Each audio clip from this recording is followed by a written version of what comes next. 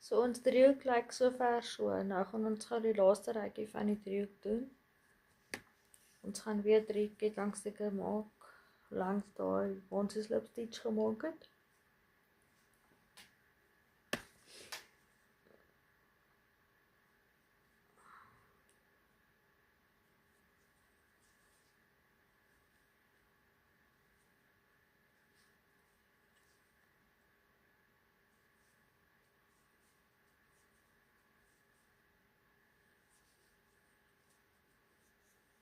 Dan maak ons nou weer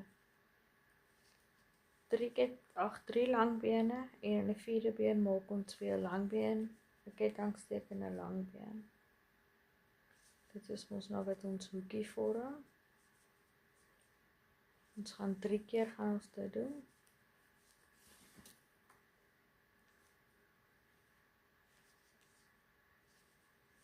Maak ons weer 3 lang bene.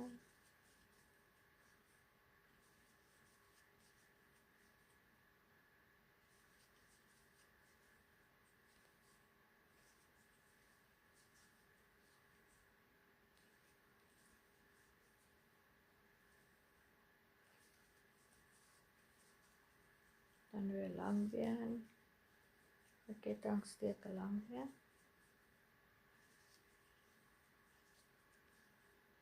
3 lang bene.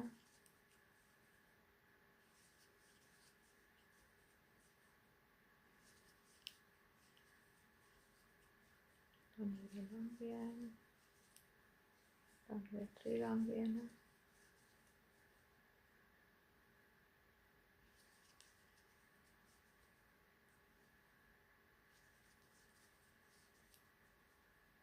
Dan weer 'n lang been, 'n kettingstuk, 'n lang been. En dan weer 3 lang bene. En dan slip stitch ons weer daarso in die 3de kettingstuk van daai 3 kettingstukke wat ons gemaak het as die eerste lang been. En daar is ons driehoek blokkie klaar. Gaan nou vir julle wys hoe hy lyk.